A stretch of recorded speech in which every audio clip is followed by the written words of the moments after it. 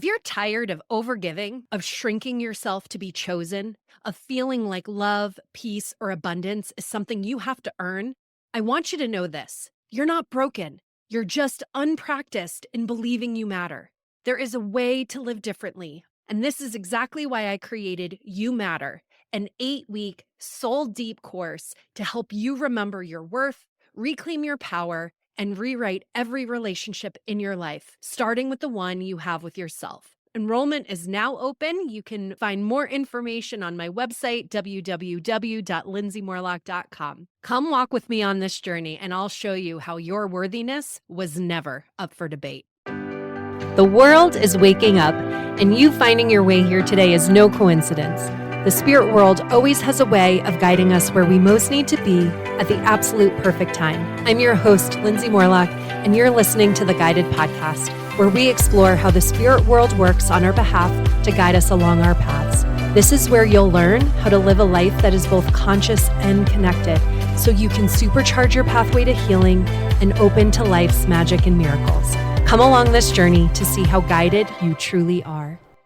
Hi, everyone. Welcome back to the Guided Podcast. This week, I'm going to start introducing a little bit of a different segment, and it's called The Messy Middle. It's a space where I share with you what I'm working through in real time. These won't always have answers tied up in a bow. They aren't always going to be related to my Arizona journey, but in the spirit of showing up, speaking up, being real, I wanted to bring you inside something that's been stirring in me because on the daily, I am working through my own unworthiness wounds. So I figured, why not let you in on that process? Because sometimes the most powerful thing we can do isn't wait until we figured it all out. It's to speak from the messy middle, that place of the raw, the real, and the unresolved.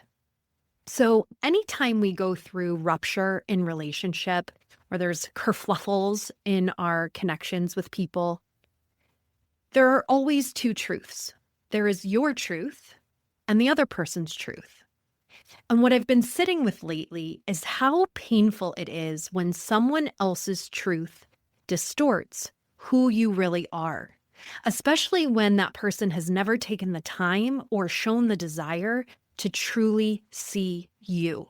Not the past you, not the patterned you, but the you that's been evolving, the you that's healing, the you that's showing up in integrity and love and self-awareness. I think one of the most painful things I've encountered in these moments is realizing that some people don't actually want to meet the present version of you. They want to keep relating to the old version of you, the one that served their narrative. And that hurts. But here's the truth I'm reclaiming today. Just because we have a pattern doesn't mean we're always in that pattern. Just because we used to lose ourselves doesn't mean we're not standing tall now. When someone believes they know you better than you know yourself, it can make you question your own reality. But it's also one of the most subtle and dangerous ways your self-worth can be denied.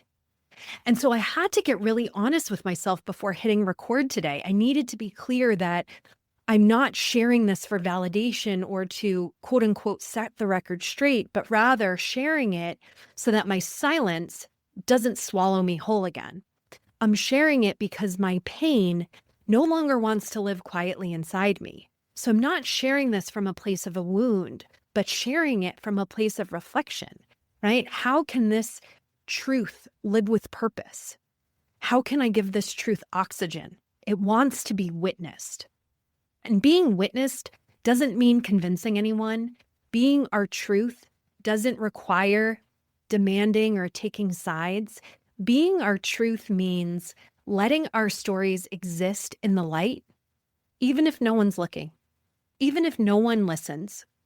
Because here's what happens when someone tells a distorted story about us and it makes its way back to us.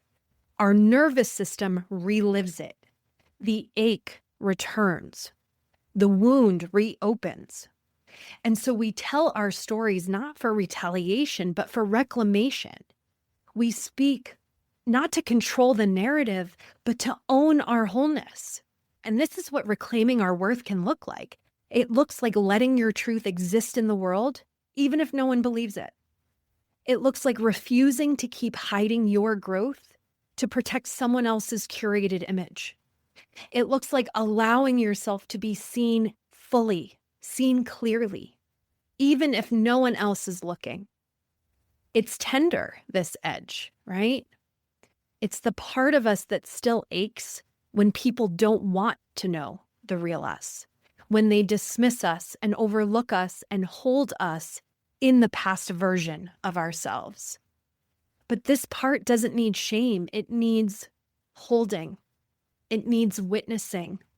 It needs truth and compassion. And I've come to understand that wanting to be witnessed is not the same as craving validation. I don't need a crowd to affirm me. I need me to stop carrying the weight of being misunderstood. So this right here is me laying it down.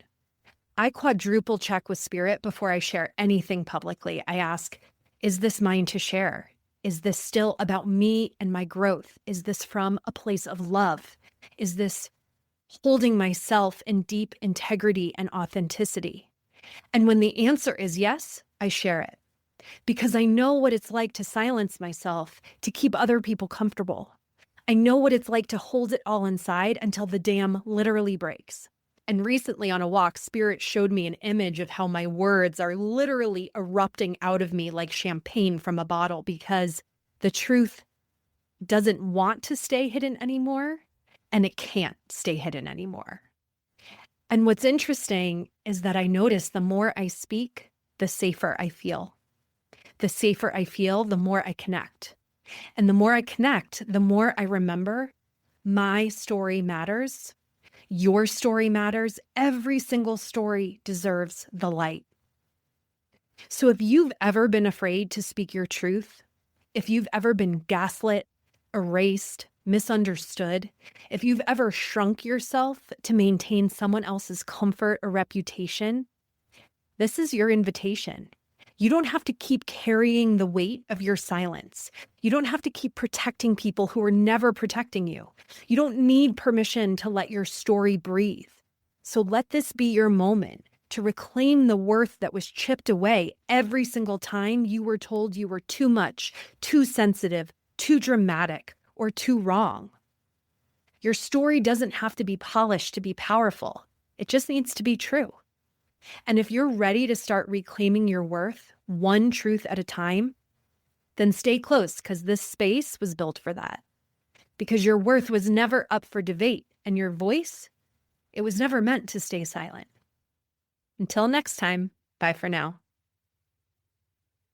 Thank you so much for listening to the Guided Podcast. If you enjoyed this episode, I would be so grateful if you would share it with a friend or even leave me a review so we can ensure that it makes its way into the ears of listeners who need to hear these messages most. Until next time, may you remember how guided you truly are.